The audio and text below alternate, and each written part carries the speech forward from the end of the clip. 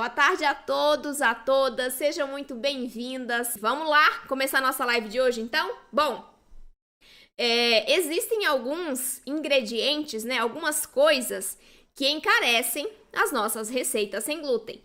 Mas o principal não é o ingrediente.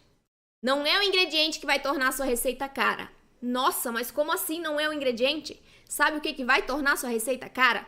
O uso errado dos ingredientes, ou seja, quando você erra a sua receita, quando você joga fora os seus ingredientes porque você fez um bolo, um pão e ele ficou duro, ficou seco, ficou esfarelando, esse é o gasto que você tem. Por quê? Porque eu considero um gasto quando a gente não tem prazer em comer o que a gente está fazendo, quando a gente não consegue nem comer, na verdade, tem que jogar direto no lixo, quando a gente tem desperdício. Então, quando eu faço um bolo que fica macio, que fica fofinho, que fica perfumado, que eu consigo oferecer para minha família e a minha família e eu vamos ter uma experiência legal com aquele bolo, vamos ter prazer em consumir aquilo. Eu não considero, por mais que eu tenha usado ingredientes mais caros nessa receita, não considero que isso seja uma receita de alto custo, porque nós aproveitamos os ingredientes, nós aproveitamos aquela receita, através daquela receita a gente teve um momento em família, então isso é muito legal, a gente tem que olhar o todo ali, não é só o ingrediente em si, um ingrediente também, né? Tem isso. A gente não olha só o preço da goma xantana, a gente tem que olhar quanto de bolo, quanto de pão eu fiz a partir daquela quantidade de goma xantana, né? E o que eu acho mais legal é isso, que a gente tem que observar a experiência que a gente tem, se a gente aproveita aquela receita ou não. Por exemplo, né? Tem uma aluna minha, a Mari, ela mora no Espírito Santo e ela faz preparo sem glúten para venda. Então, ela tem uma família grande, né? Tem 2 meninas, tem esposo, todos os parentes próximos da casa dela. E ela fala o seguinte, ó, às vezes eu faço bolos para vender, agora ela trabalha com encomenda, mas no início não. E aí sobravam, né, 2, 3 bolos. Aí eu perguntava, e o que você faz, né, com essas receitas? Ela não desperdiço nada, eu não jogo nada fora. Eu congelo, porque agora eu aprendi como que eu conservo esses alimentos corretamente. Então eu congelo e a minha família vai consumir aquele produto, não há desperdício. Então, a partir desse ponto de vista, é que eu considero que aquela receita que a família consumiu, que a família teve prazer, uma experiência boa de consumir aquele alimento para mim não é caro, né? Mas claro, nós vamos falar também sobre os ingredientes, como que a gente pode baratear a receita a partir dos ingredientes, tá bom? Só para vocês terem uma noção de que não é exatamente o ingrediente que vai tornar a sua receita cara, tá bom?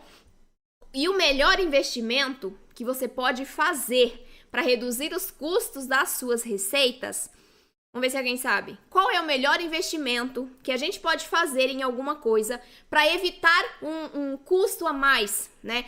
Um valor a mais no que a gente vai fazer sem saber o que está fazendo. O melhor investimento é o conhecimento. É isso que vocês estão fazendo aqui hoje. Esse investimento que vocês estão fazendo vai valer muito a pena, porque isso vai fazer as suas receitas ficarem mais baratas. Aí você pode estar pensando, nossa, mas eu não estou investindo nada, eu não paguei, é de graça? Eu sei, mas você está investindo um bem muito valioso, que está muito escasso hoje em dia, que é o quê? O seu tempo. Você está aqui sentadinha, assistindo, né? Sentadinho também, assistindo essa live comigo. Tá anotando todas as informações que são pertinentes e úteis para você. Então, você está investindo em conhecimento. Como diria minha avó, conhecimento é a única coisa que ninguém te tira. Então, é importantíssimo demais a gente investir nisso. Investir tempo, investir dinheiro, sim, para se qualificar melhor, né? Porque tem muita coisa boa de graça. Mas se de graça é bom, imagina o pago. Então, às vezes, sim, a gente tem que investir um valor. Não é um gasto, aqui é um investimento.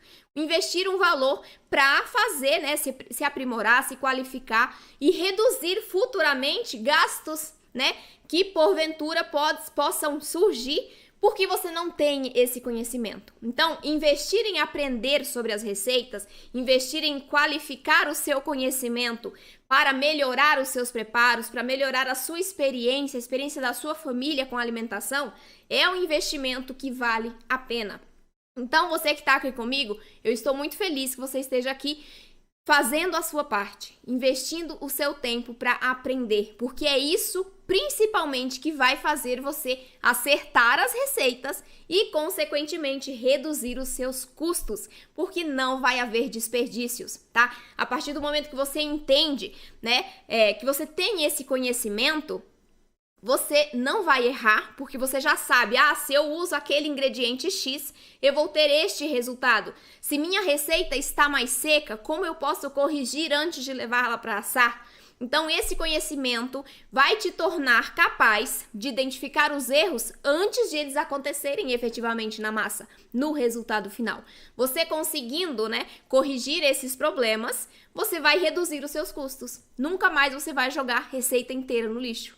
Depois que eu tive esse conhecimento, depois que eu consegui entender mais sobre os ingredientes, principalmente, eu nunca mais joguei receita inteira no lixo. Nunca mais. No início, nossa, quase todas iam pro lixo, porque não dava para comer.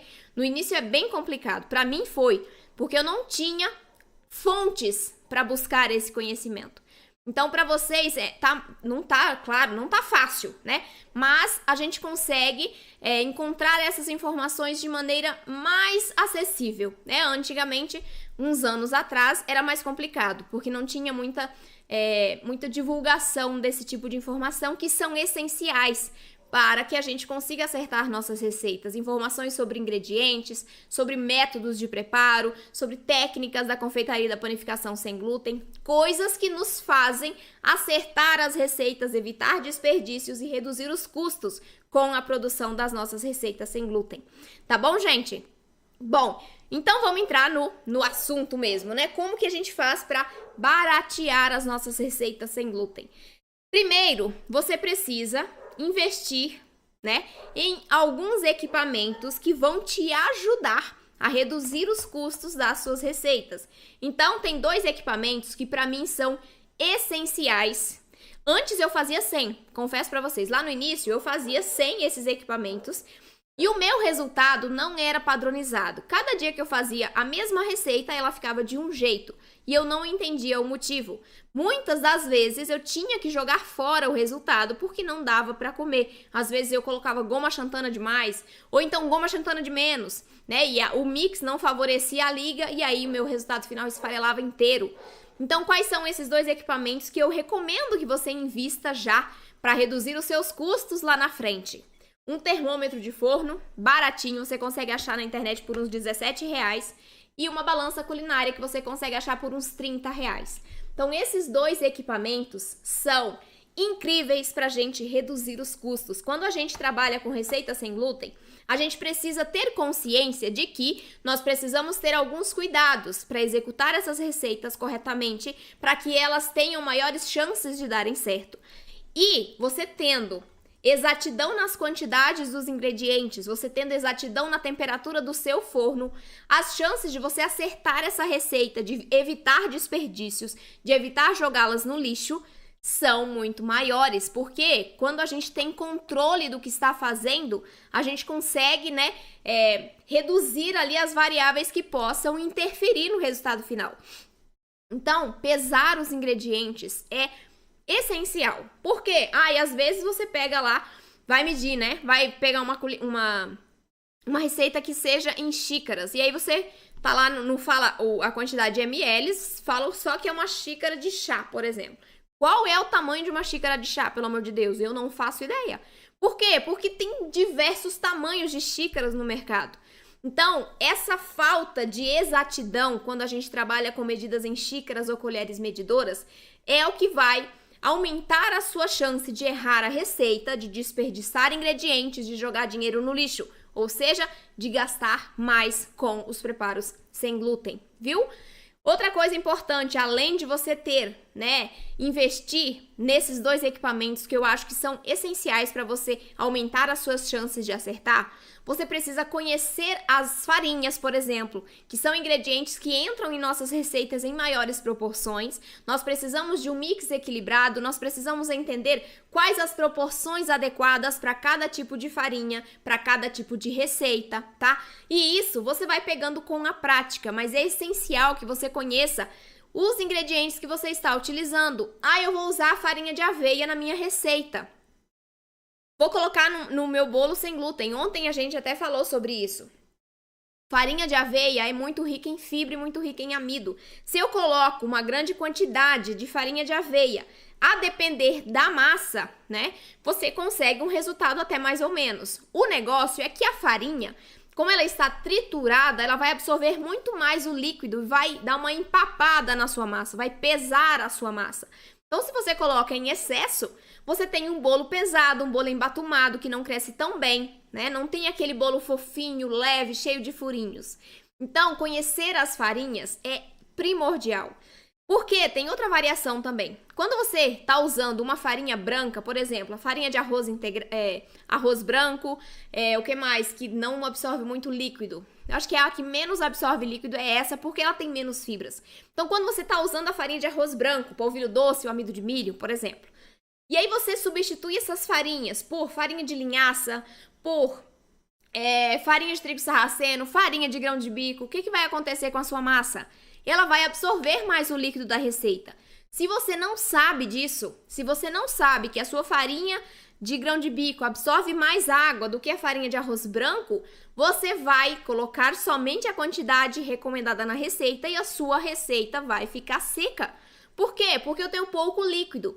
Então, você precisa entender o básico de cada ingrediente para poder aumentar as suas chances de acertar as receitas, tá? Eu sei que muitas pessoas falam assim, nossa, mas para que eu preciso aprender isso?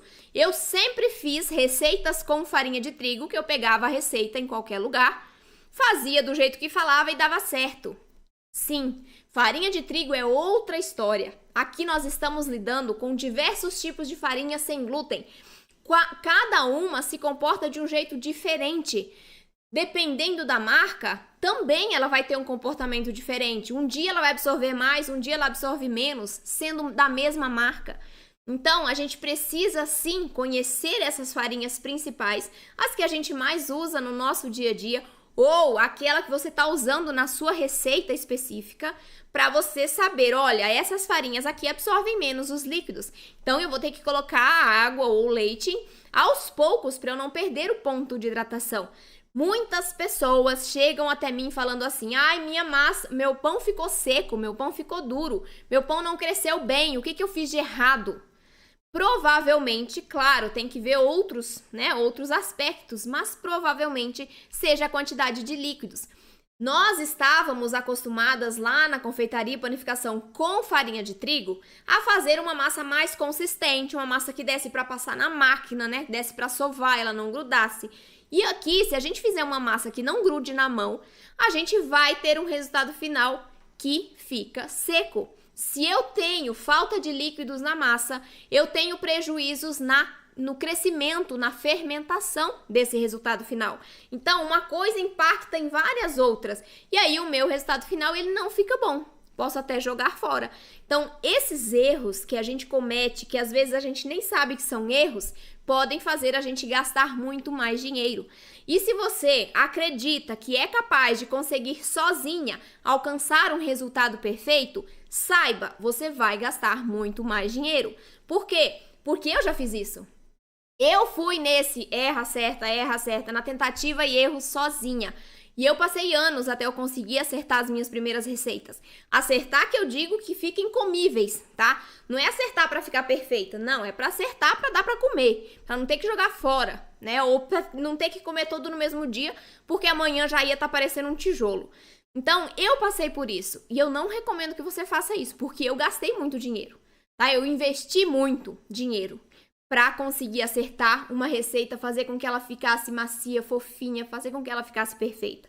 Então, eu não recomendo que você vá por esse caminho, porque vai ser mais difícil, isso com certeza, vai ser mais difícil, vai ser mais demorado e você vai gastar muito mais, né? Porque você vai errar mais do que se tivesse um acompanhamento ou então um conhecimento maior ali sobre os ingredientes, sobre técnicas de preparo, porque elas modificam, tá?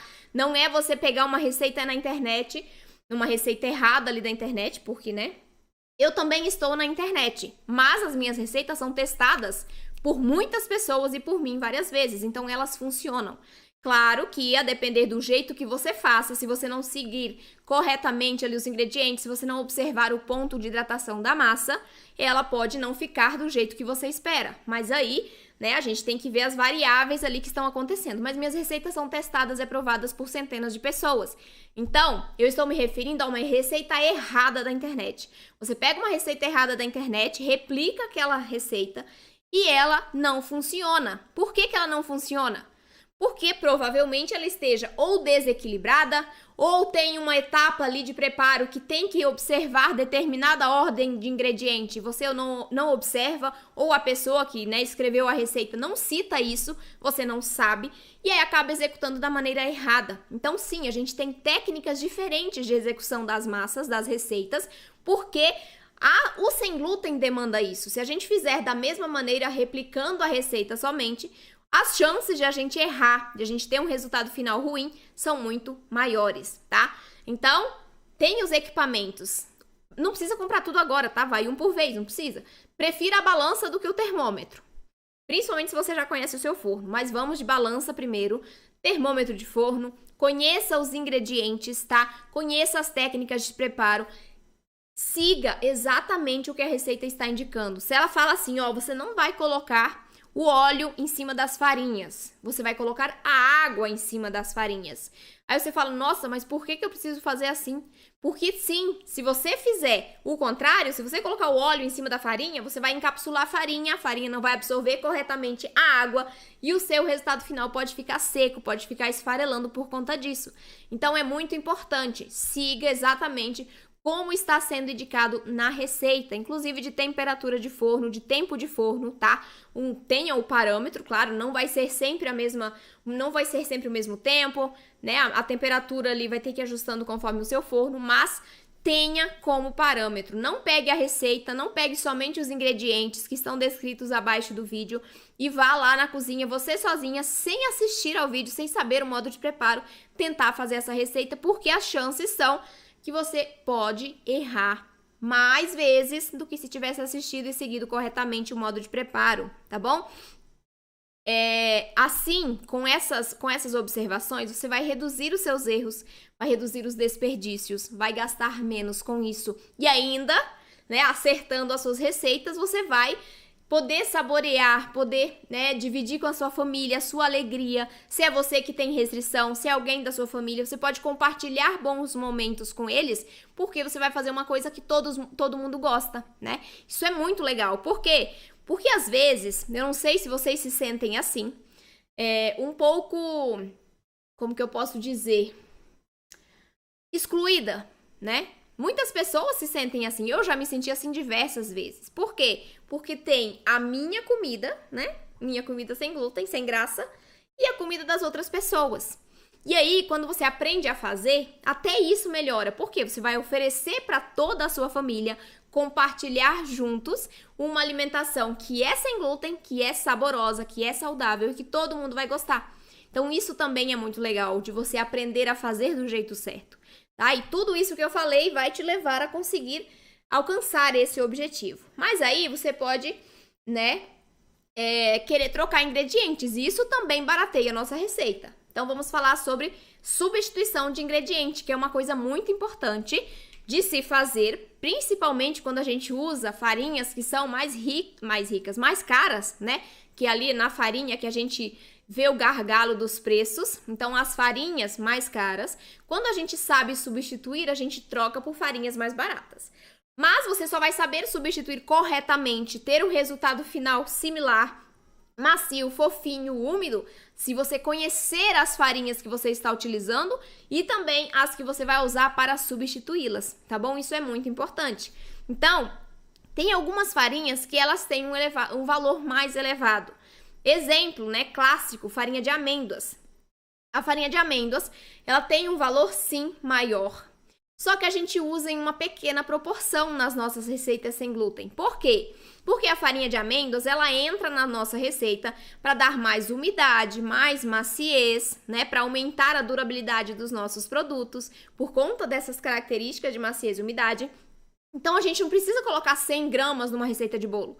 30, 40 gramas já são o suficiente para que eu tenha um bolo macio, um bolo fofinho e tenha assim por mais tempo, tá? Mas a gente consegue substituir a farinha de amêndoas? Sim, mesmo usando em pequena proporção, ou seja, quando a gente compra um pacote de meio quilo, por exemplo, né? Paga ali R$50, vamos supor. E aí, você usa esses 500 gramas distribuídos, né, em várias receitas. Quando você dilui essa quantidade de farinha de amêndoas e dilui o valor da farinha de amêndoas que você pagou em várias receitas, acaba que não sai tão caro. Sai caro sim, você ir lá e comprar várias farinhas no mesmo dia. Mas quando você pensa, quando a gente dilui a quantidade e o valor, em todas as receitas que a gente consegue fazer com 500 gramas de farinha de amêndoas, esse valor não fica tão elevado, tá? Mas é possível substituir. Então, o que a gente pode usar para substituir a farinha de amêndoas, por exemplo? A gente pode usar a farinha de amendoim.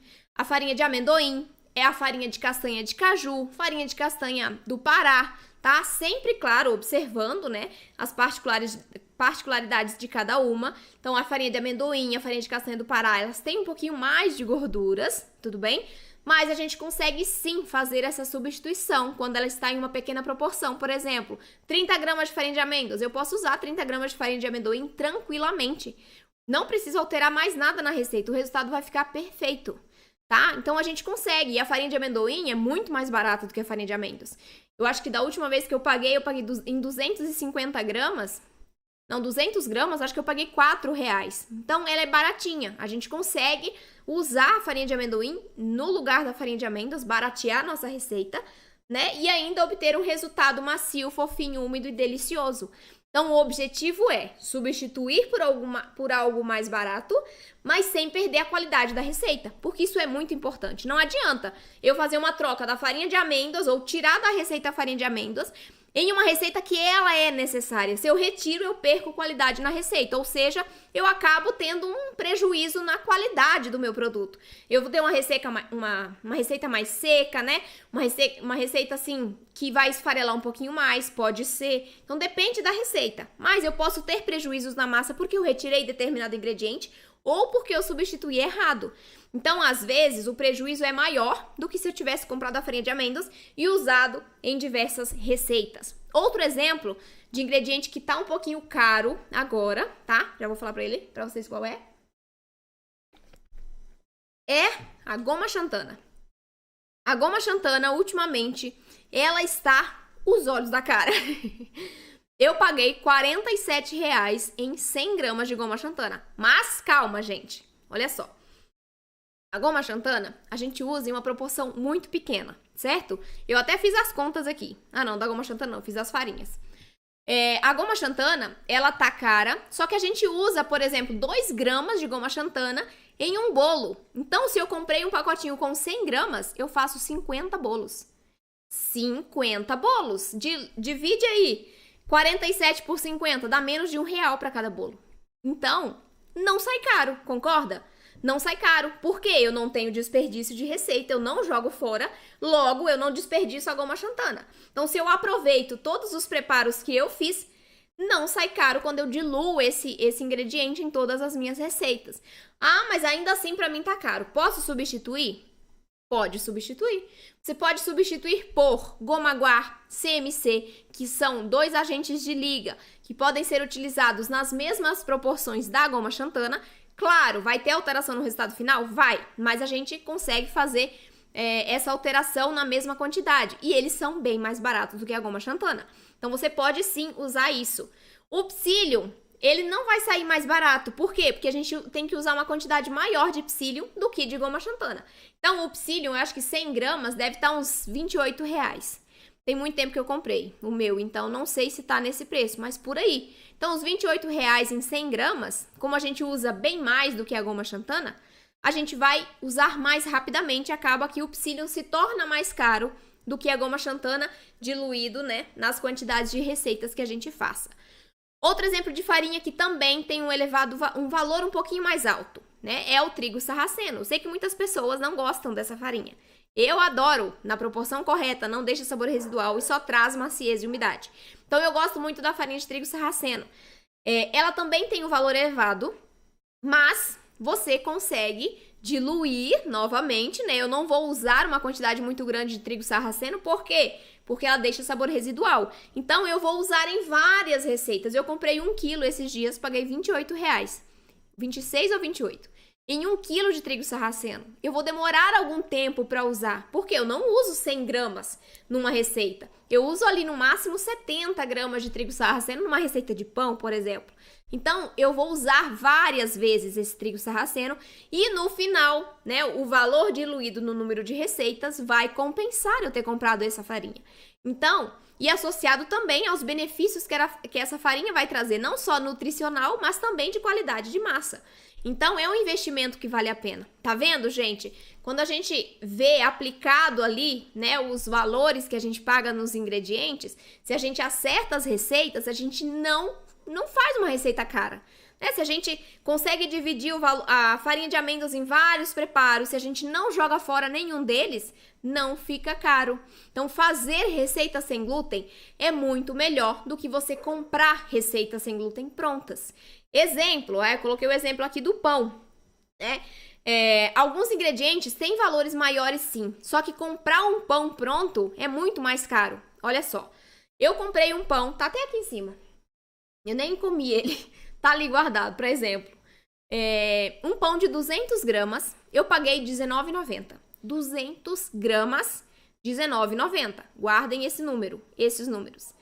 Em casa, eu faço um pão muito mais saudável, sem conservantes, com farinhas mais nutritivas, e eu gasto R$4 para fazer 200 gramas. Perceba, gente, não é mentira, eu gasto R$4 para fazer 200 gramas de um pão em casa. Então, você paga 20 para 200 gramas e você gasta 4 para fazer 200 gramas em casa. Olha a diferença! Então, é muito mais valioso, vale muito mais a pena você comprar os ingredientes e fazer em casa. Mix básico. Tem receita no meu canal com mix básico. Farinha de arroz, amido de milho, polvilho doce. Eu fiz a conta aqui também para vocês. Com os preços atualizados, tá? Que eu fui ao mercado semana passada. Farinha de arroz, R$6,50 o quilo, tá? R$6,50 o quilo da farinha de arroz. Amido de milho, R$18 o quilo. Polvilho doce, R$7,50 o quilo do polvilho doce. Somando essas 3 farinhas básicas, eu tenho 3 quilos de farinhas. R$32, tá? R$32 em 3 quilos de farinha. Se eu diluo, né? Se eu uso assim para fazer esse mix só para fazer bolo, eu uso aproximadamente uns 210 gramas de farinha, de um mix de farinha para fazer uma receita de bolo médio. Um bolo de 24 centímetros de diâmetro, 210 gramas. O bolo de ontem foram 180 gramas, olha só. Considerando que eu gasto 210 gramas para fazer um bolo, eu faço com 3 quilos de farinhas 14 bolos. 14, gente, 14 bolos com 3 quilos de farinhas, pagando R$32. Quanto por bolo eu gasto de farinha? R$2,28.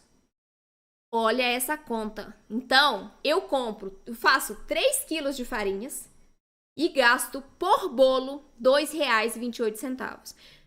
Vai comprar a farinha pronta, para você ver quanto você paga em meio quilo de farinha pronta. Não tô criticando quem usa, tá? Quem usa tá tudo bem.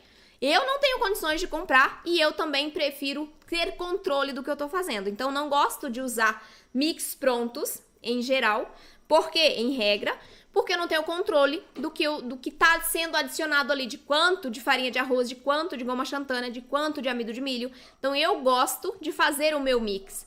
E eu economizo fazendo isso. Eu economizo porque eu pago R$32 em 3 quilos de farinha. Que eu faço um mix básico e eu consigo fazer diversas receitas. 14 bolos. Para fazer um pão, eu vou reduzir ali, vou conseguir fazer uns 8 pães com R$32 de farinha.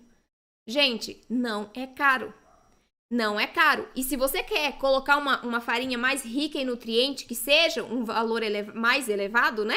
Por exemplo, trigo sarraceno, amêndoas, você vai diluir esse valor também pelo número de receitas e não vai ficar um valor alto. Mas se mesmo assim você quer trocar essas farinhas que são mais caras, você tem a opção de substituir essas farinhas, substituir de maneira consciente para você obter um resultado similar. Não troque uma farinha de um grupo por uma farinha de outro grupo. Não troque estrutura por proteína. Não troque maciez por liga, porque o resultado final vai ser alterado. Se você fizer uma substituição errada, você vai jogar o seu dinheiro fora porque a sua receita não vai ficar boa. Isso é desperdício. Isso é gastar muito com receitas, fazer uma receita que não funcione. Certo, gente? Então, vamos aprender a fazer do jeito certo. Pare de comprar ingredientes que você não use, por exemplo. Isso é uma dica boa. Quando eu comecei a fazer receita sem glúten, eu pensei, nossa, eu vou comprar todas as farinhas do mercado, né? Porque eu quero testar todas. Não faça isso. Por quê? Porque a gente não usa essas farinhas mais diferentes. Farinha de grão de bico é numa receita ou outra, é uma quantidade muito pequena. Então, não compre, não seja a doida do mercado, como eu fui, e compre um monte de farinha. Por quê? Porque elas vencem. Elas têm um elevado teor de proteína, de gordura, elas vão vencer rápido e você vai perder essas farinhas também. Então, compre em pequenas proporções, né? Se você faz pouca receita, e compre as farinhas que você vai mais utilizar, porque senão você vai desperdiçar o seu dinheiro comprando farinhas que você não usa, farinhas em grandes quantidades que você vai acabar jogando fora porque elas vão vencer. Tá, gente? Então, vamos economizar fazendo as nossas receitas.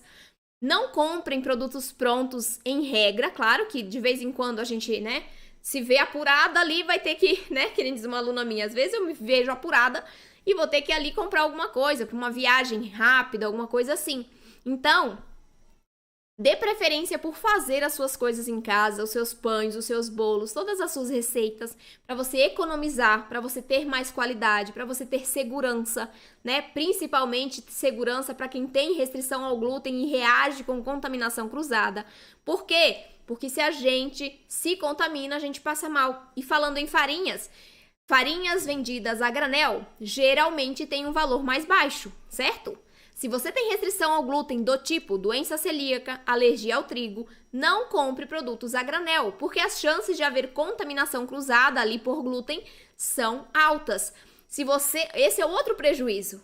Eu vou comprar farinhas a granel porque são mais baratas, né? E eu consigo comprar uma quantidade maior. Só que você tem algum tipo de restrição ao glúten que reage com contaminação cruzada, e você não sabe que lá tem contaminação cruzada, ou você não entende muito sobre isso, você vai comprar suas farinhas, não vai poder comer porque vai passar mal e vai desperdiçar o seu dinheiro. Então, na hora de escolher os seus ingredientes, é importante que você conheça a marca, que você saiba que realmente aquele ingrediente é seguro para você não jogar dinheiro fora, tá? Então, é todo um planejamento, né? São várias coisinhas que a gente pode economizar quando a gente sabe o que tá fazendo. Certo, gente? Falei demais hoje, né? Outra coisa, lembrei. Quando você erra suas receitas, quando os seus pães ficam duros, quando eles ficam secos, quando os seus bolos esfarelam, você não só desperdiça dinheiro, quando você não só gasta mais, mas você pode achar que você está fazendo certo, mas que o sem glúten é ruim. E, gente, o sem glúten não é ruim. Às vezes, você não sabe exatamente como tem que executar aquela receita. Às vezes, a receita é que está desequilibrada e o seu resultado, por mais que você faça do jeito recomendado, não fica bom, né? E essa crença de que produtos sem glúten são ruins, eu escuto muito isso. Só que não é verdade. Quem fala isso, quem acha isso, provavelmente teve uma experiência ruim, né? Ou comeu alguma coisa sem glúten que era ruim, né? Ou, sei lá, é só um preconceito que tem ali, porque todo mundo fala que é ruim, então é ruim. Mas, gente, vocês que fazem em casa, vocês sabem que não é ruim, que é perfeito, que é macio, que é fofinho, que é úmido. O bolo de ontem, quem foi que fez o bolo de ontem? Me mandem aí no chat. Quem foi que fez o bolo de chocolate? Me falem aí o que vocês acharam do resultado daquele bolo. É ruim? Quem fez? Põe aí no chat pra eu saber. Que eu vou responder as dúvidas de vocês agora. Deixa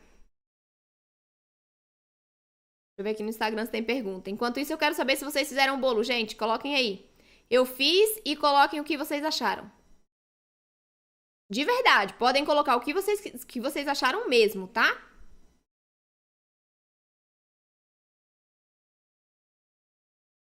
Farinha de linhaça junto com polvilho doce, qual a proporção? Você pode colocar uns 20%, né? Considerando o total do polvilho doce, uns 20% de farinha de linhaça, tá? Que aí você vai ter um resultado legal. Senão fica muito forte de linhaça.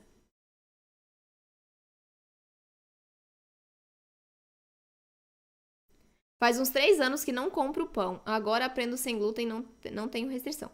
Lícia, muito bom. Parabéns. Não tem restrição e não compra pão. Gente, ela faz. Olha que incrível. Isso aí. Olha só. Quando a gente entende as coisas, quando a gente sabe o que tá fazendo, a gente aproveita. Olha aí. Quando o pão fica duro, o que ela faz? Rala e faz farinha. Quando farinha de pão errado para empanar alguma coisa. Arrasou, Lícia! Muito bom, muito bom. Adorei seu aproveitamento aí das coisas. Ana Rosa, esse bolo de laranja é divino. Alice vai fazer o bolo de chocolate pro Dia das Mães. Arrasou. A Tete também. Vamos ver aqui no YouTube. Uberlândia, São Luís, Maranhão. Ai, boa noite, gente. Congelando bolo e pão caseiro, eu economizo na padaria. O que é caseiro é mais saudável. Isso aí, Ivan! Arrasou. Congela, gente. Congela para evitar desperdício. Porque se você deixa ali exposto na bancada, ele vai ficar seco. Né? E depois de 2 dias ali, você não vai querer comer aquele pão seco. Então, o que você faz? Isso é economizar também. Isso é reduzir o custo da receita. Armazene corretamente o seu produto para não ter que jogar fora. Então, congele o seu pão, congele o seu bolo, né? Faça metade da receita. Se você morar sozinha ou forem 2 pessoas na casa que não come muito, né? Faz metade da receita para não ter desperdício. O negócio é se planejar, é se organizar, né? Vê aí, eu tenho que fazer para a semana, por exemplo, um pão. O que eu faço? Eu faço o pão e congelo. É o que eu faço também. Eu tiro um dia para fazer as receitas e eu congelo. Porque eu preciso, né? Eu não tenho, assim, disponibilidade de estar todos os dias fazendo pão. Então, congela, praticidade. A gente precisa de praticidade. O Jorge tá contando a experiência dele. Comprou 300 gramas de goma xantana na Casa Pedro, antes da pandemia. Guardo na geladeira e está ótimo até hoje. Sem gosto estranho e funcionando muito bom. Muito bem. Na época foi barato. Pois é, né? Antigamente era super barato. E essa dica de congelar na geladeira é excelente. Eu também congelo, ó. Guardar na geladeira. Eu também guardo na geladeira para aumentar a durabilidade da goma xantana. E funciona mesmo, gente. Se deixar no armário, 1 mês aberto, ela já forma fio. Então você já tem que descartar. Na geladeira, a gente consegue manter por muito mais tempo. Isso, a Maria Helena tá dando outra dica excelente. A programação do que vai fazer é ideal, com certeza, Maria Helena. A gente precisa se programar, se organizar para não haver desperdício. Modo de preparo da receita. Vou fazer a minha receita, não organizei nenhum ingrediente, tá tudo ali guardado. Vou começar a fazer a minha receita sem organizar nada. Pego ali os ovos, coloco para bater com açúcar e vou catar os outros ingredientes na cozinha. Chego lá no fermento, chego na farinha de arroz, não tem farinha de arroz o suficiente. O que eu vou fazer? Vou parar a minha massa, vou lá comprar a farinha, vou fazer sem aquela quantidade de farinha. Então a gente tem prejuízo também quando a gente não se organiza, não se programa para fazer, não se organiza ali na hora de fazer também. Então é importante organização. Você se organizar e você organizar os seus ingredientes, organizar a forma, tudo antes de executar a receita, tá bom? Para que você consiga fazer tudo no tempo adequado e não ter prejuízo na massa. Eu deixei a massa parada e ela ficou com o resultado final mais seco. Interferiu? Sim. Se você deixa a massa parada por muito tempo, interfere no resultado final, porque ela vai perdendo umidade. A farinha vai retendo mais a umidade ali, ela vai perdendo para o ambiente. Então, a gente tem prejuízo sim no resultado final, tá bom? Vamos lá. Oi, Cristiane, tudo bem? Muito grata pela gentileza de passar teu conhecimento. Estou entrando nesse mundo de tentar fazer minhas comidas agora com intolerância ao glúten e lactose. Cristiane, seja muito, muito bem-vinda, viu? Aqui no canal do YouTube, no Instagram, a gente tem diversos conteúdos e receitas sem glúten e a maioria são sem leite animal. E você está no lugar certo e na hora certa, porque a gente vai fazer o evento, né? A Jornada dos Pães e Bolos Perfeitos Sem Glúten.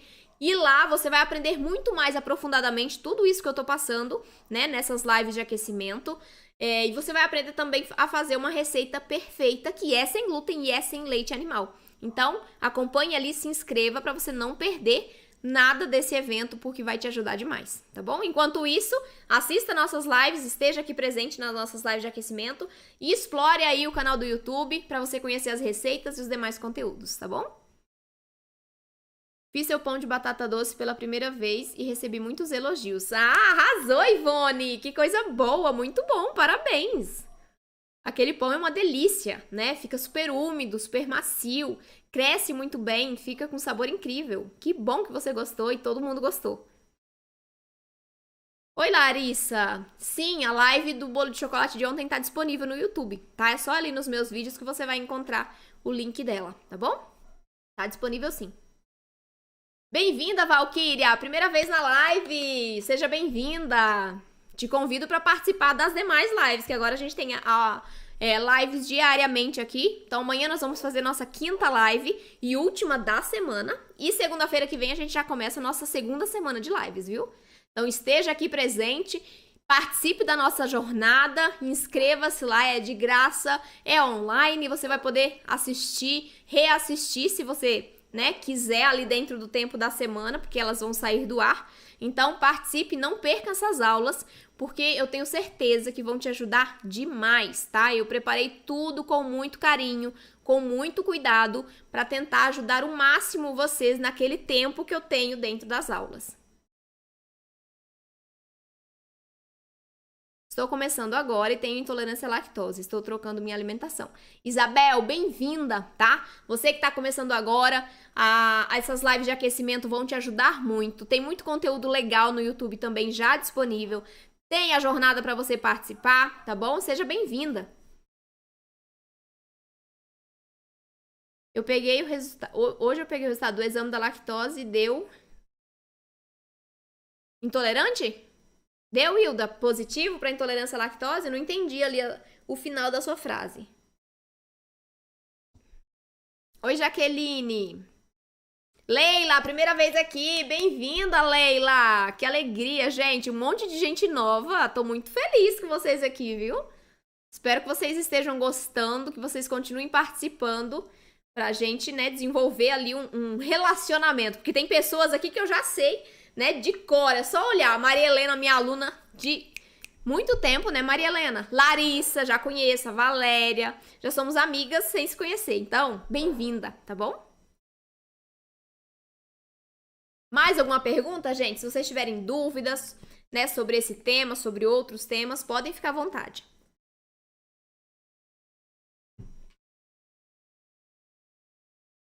Vamos lá.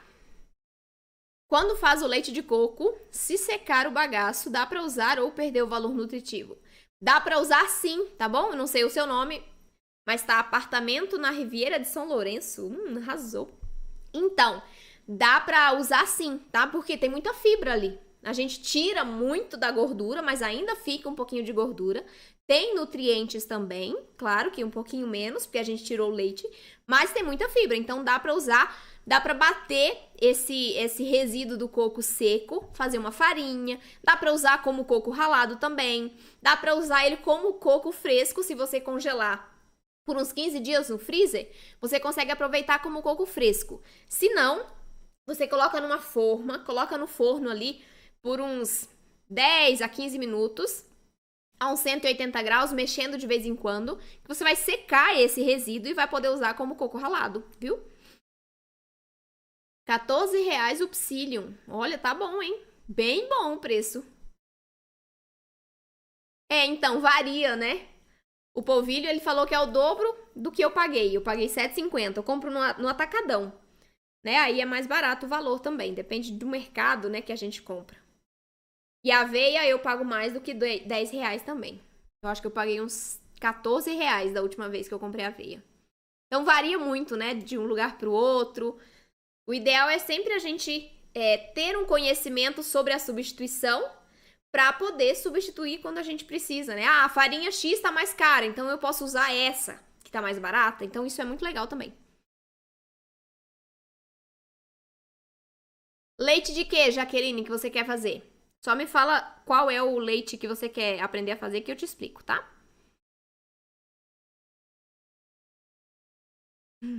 Oi, Aparecida! Aparecida também é minha aluna, gente. Eu tô cheia de aluna, eu tô me achando.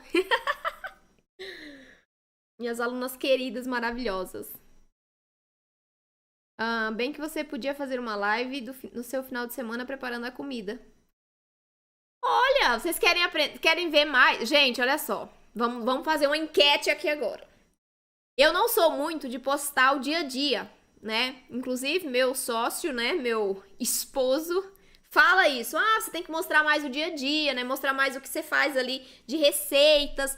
Porque eu trabalho fora, então eu tenho que levar marmita pra almoçar, levar o café da manhã pronto. Então, esse negócio de mostrar ali um pouquinho do meu dia a dia, eu não sou muito de fazer isso. Mas vocês gostariam de que eu fizesse isso? Mostrasse ali mais o que eu faço de receita pro meu dia a dia? Coloquem aí no chat. Se vocês gostarem desse tipo de conteúdo, eu faço também, tá? Ó, a Leila disse que sim. Vamos lá, gente. Coloquem aí.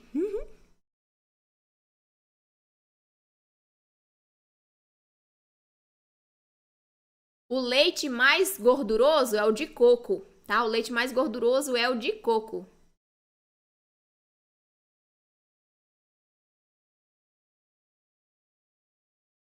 Vamos lá. Tá, entendi. Qualquer um, né, Jaqueline, que você quer aprender.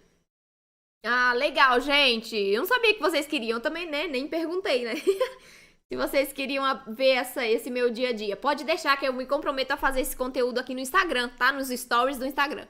Então acompanhem por aí que eu vou fazer sim, tá bom? Prometo! Vamos lá, quero mostrar um pouquinho sim do dia a dia. Dos meus cafés da manhã, dos meus almoços. Pode deixar, gente. Obrigada pela resposta, viu? Se vocês querem, vocês que mandam. Então, se vocês querem, eu vou fazer. Tá, vamos lá pro leite vegetal que a Jaqueline tá com dúvidas. Olha só, eu faço principalmente leite de coco, tá bom? Então, eu uso ali, por exemplo, 1 para meio, 1 de água para metade de coco. Uma quantidade X de água para metade de coco. X dividido por 2, por exemplo. Vamos lá, para um jeito mais fácil de explicar. 1 litro de água, eu coloco 400, 500 gramas de coco, de polpa de coco, tá? E aí, você aquece a água, tá? Não ferve, porque senão você não vai conseguir espremer se você estiver usando o paninho multiuso. Porque você tem que coar. Então, se você coar na peneira, você pode ferver um pouquinho a água, mas não precisa. Só esquenta essa água. Por quê? Porque quando a gente bate o coco com a água quente, a gente libera mais gordura do coco. Então, a gente tira mais a gordura da polpa do coco. Então, a água precisa estar mais quentinha, tá bom? Não precisa ferver. Então, você vai pegar essa quantidade, por exemplo, 1 litro de água, 400 gramas de coco, de polpa, e vai bater no seu liquidificador com a água quente. E aí, depois você coa e você vai ter o seu leite vegetal de coco, tá bom? O de amêndoas, você pode bater a amêndoa com a casca ou sem a casca, tá? Você que escolhe. Bate no liquidificador com a água quente também, para retirar mais a gordura. E aí, você consegue fazer o leite vegetal de amêndoas. Conservação.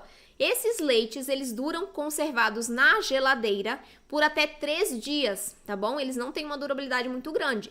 Então, 3 dias na geladeira. Ou você pode congelar também esses leites vegetais por até 30 dias no freezer, bem fechadinho, né? Num vidro, por exemplo, aí você consegue congelar por uns 30 dias, tá bom? O que eu faço? Inclusive, tem uma aluna minha que ela mandou mensagem no início da turma dela, ela falou assim, como que eu faço? Eu ganhei um monte de coco e eu não tenho espaço para guardar esse coco inteiro no freezer. Como que eu faço? Eu falei, tira a polpa do coco e congela a polpa. Por quê? Porque aí, quando você precisa de um leite vegetal, por exemplo, como ele tem uma durabilidade pequena, você não precisa fazer todo de leite e congelar. Você guarda o coco, a polpa, e aí, na hora que você precisar do leite, você vai lá, tira do freezer, deixa descongelar e faz o leite que você precisa ali na hora, tá? Então, essa é uma opção bem legal. Inclusive, tem um jeito de tirar a polpa do coco, que é bem fácil. Eu já fiz até um vídeo, não postei ainda, mas vou postar pra vocês. É muito simples de tirar a polpa do coco. E eu achava assim... Minha mãe, a gente morou no sítio muitos anos. Meus pais moram no sítio ainda, né? Eu morei no sítio a minha vida toda, praticamente. Só depois dos 16 que eu saí de casa para poder estudar. Então, lá na roça, tinha pé de coco, tem ainda, e minha mãe sofria horrores para tirar a polpa do coco. porque eu amava comer a polpa do coco. Então, ela tirava pra fazer alguma receita, alguma coisa assim, e aí ela pegava o facão, uma faca comprida, né, e tirava o facão a polpa. Pensa no sofrimento. Eu pensava, gente, não deve ter um jeito mais fácil de fazer isso, né? Porque não é possível que a gente tenha que ficar com o facão lá tirando a polpa aos pouquinhos. Demorava 1 hora pra tirar a polpa de um coco. E aí, o que eu faço? Eu coloco no forno. Esquenta o seu forno, deixa ali dentro do forno sem a água, né? Só o coco mesmo com a casca, aquela casca dura.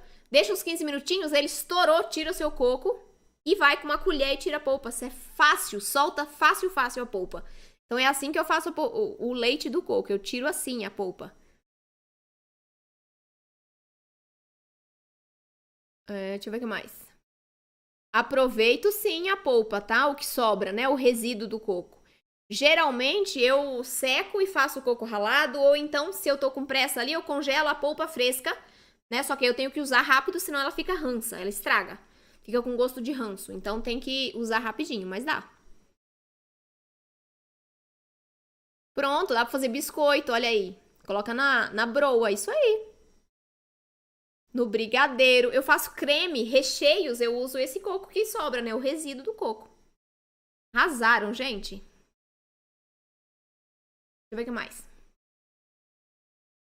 Sim, Aparecida, a aula do bolo tá gravada, tá? É a live que eu fiz ontem, mostrando o bolo e adaptando a receita. Então, a gente adaptou uma receita de bolo de chocolate com glúten para sem glúten. Aí, eu mostrei o resultado da adaptação, porque eu já tinha feito o bolo aqui em casa antes. E aí, eu mostrei pra vocês o resultado. Inclusive, tá ali ele. Tá igualmente macio, fofinho, uma delícia. Ah, pode esquentar a água, tá? Não precisa ferver, não. Só esquentar mesmo pra soltar mais a gordura.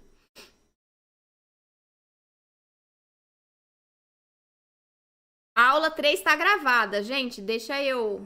Eu não consigo pegar aqui agora, mas é só você ir ali nos meus vídeos e você consegue pegar assistir a aula, tá? Tá ali gravada. Pode congelar as amêndoas? Pode congelar as amêndoas, mas não precisa. Você pode deixar na geladeira, tá? Não precisa congelar a amêndoa, não. O leite, sim. Mas a amêndoa não tem necessidade. Você pode deixar só na geladeira.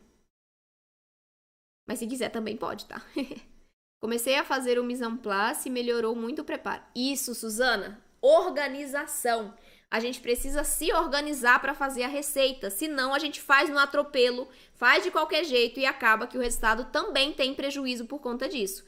Então, organização é o ponto um dos pontos principais, né? Não é o principal, mas é um dos principais. Conhecer os ingredientes, se organizar e executar corretamente a receita são os 3 pontos principais que a gente precisa considerar na hora de um preparo perfeito de receita.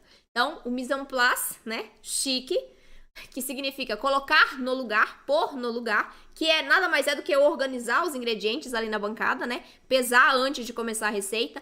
Isso faz diferença demais no resultado. Ah, pronto, Helena. O que vai acontecer quando você faz o seu leite vegetal, principalmente esses leites mais gordurosos, né? Amêndoas, leite de coco, ele vai separar da água. A gordura vai separar da água. O que você faz para voltar a unir esses dois ingredientes? Você vai aquecer um pouquinho. Então, descongela, né, o leite que tá lá congelado, leite de coco, leite de amêndoas, e aquece um pouquinho esse leite, que aí você une de novo a gordura e a água, tá? Eu tiro a água e guardo no freezer de um dia para o outro e chega a rachar. Isso aí. Também tem essa opção, né, Aparecida? Colocar no freezer de um dia para o outro. Mas aí, como ocupa espaço, eu prefiro fazer no forno, que aí é mais rápido.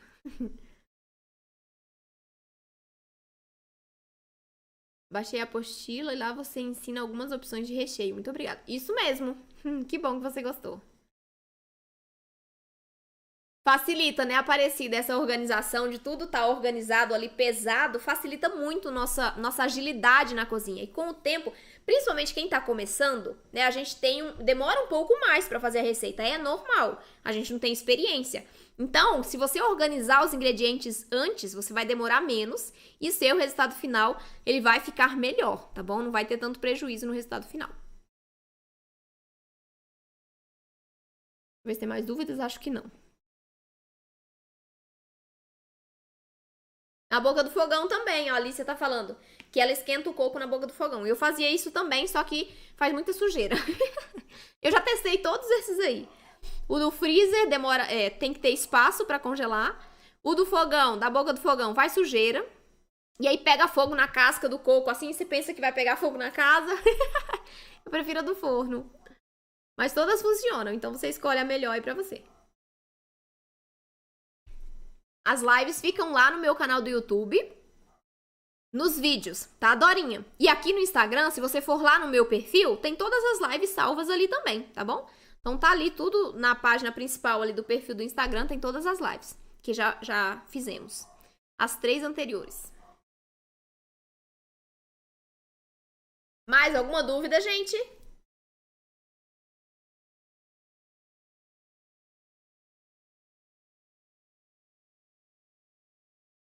Frutas?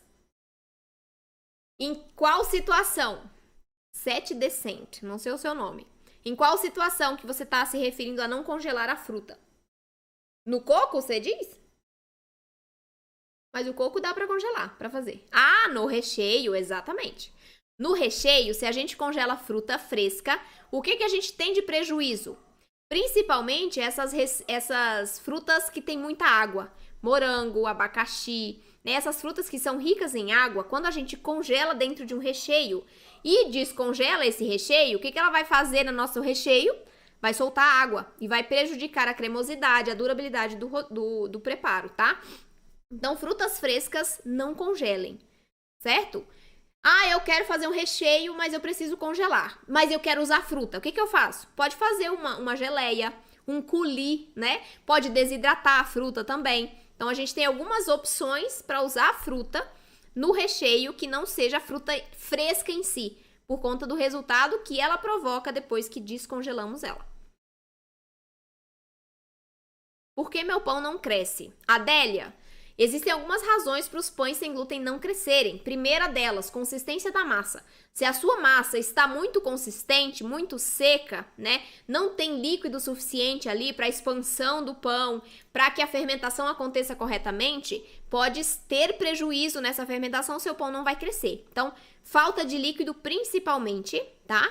Pode ser que o seu fermento não esteja eficaz, ou seja, eu deixei aberto por muito tempo e aí teve um contato com a umidade e ele perdeu um pouco da eficácia. Então, pode ser o fermento, pode ser a hidratação dessa massa, que sua massa está um pouco seca, pode ser a ordem de adição dos ingredientes. Coloquei o fermento na minha massa e em cima dele eu coloquei sal ou algum líquido quente, eu posso ter matado esse fermento. E aí ele não vai fermentar a massa corretamente.